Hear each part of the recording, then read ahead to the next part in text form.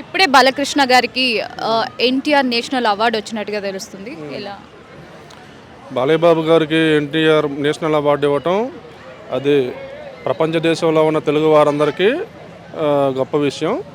బాలయ్యబాబు గారు ఈరోజు ఒకవైపు ఎమ్మెల్యేగా, అలాగే బసవతారక క్యాన్సర్ హాస్పిటల్ పెట్టి ఎన్నో సేవా కార్యక్రమాలు చేస్తూ అన్ని రకాలుగా ఆయన ఎన్నో సేవా కార్యక్రమాలు చేస్తూ ఈరోజు ఆయనకంటూ ఎన్టీఆర్ వారసుడిగా ఒక గుర్తింపు తెచ్చుకున్నారు. అలాగే అతను బయట కూడా ఎన్నో స్వచ్ఛంద సేవా కార్యక్రమాలు చేస్తా అభిమానులందరికీ దగ్గరైన వ్యక్తి. అలాంటి వ్యక్తికి ఈరోజు ఎన్టీఆర్ నేషనల్ అవార్డు ఇవ్వడం చాలా మంచిది. అసలు ఎన్టీఆర్ గారి సంబంధించిన అవార్డు బాలయ్యబాబు గారికి ఇవ్వడమే కరెక్ట్. ఆ అవార్డుకే కలొచ్చింది. మేము స్వాగతిస్తున్నాం.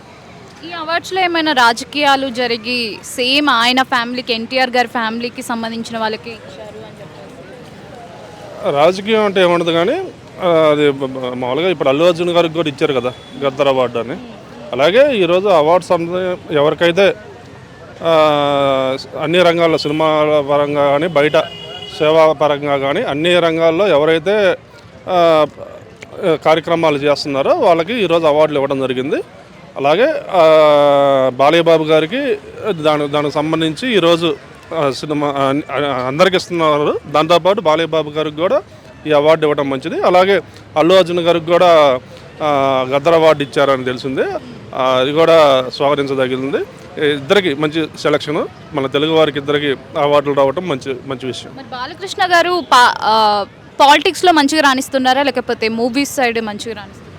బాలయ్యబాబు గారు అటు పాలిటిక్స్లో బాగానే చేస్తున్నారు, ఇటు మూవీస్లో బాగానే చేస్తున్నారు. అలాగే బయట బసవతారక సేవా సంస్థ పెట్టి స్వచ్ఛంద కార్యక్రమాలు కూడా చేస్తా అన్ని రంగాల్లో బ్రహ్మాండంగా చేస్తున్నారు.